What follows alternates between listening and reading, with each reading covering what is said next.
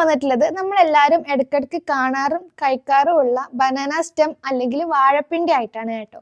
ഇത് നമ്മൾ ഇടയ്ക്കിടയ്ക്ക് കാണാറും കഴിക്കാറും ഉണ്ടെങ്കിലും ഇത് എത്ര ബെനിഫിഷ്യൽ ആണെന്ന് നമ്മൾ ആർക്കും അറിയില്ല. അപ്പൊ നമുക്ക് അതൊക്കെ നോക്കിയാലോ.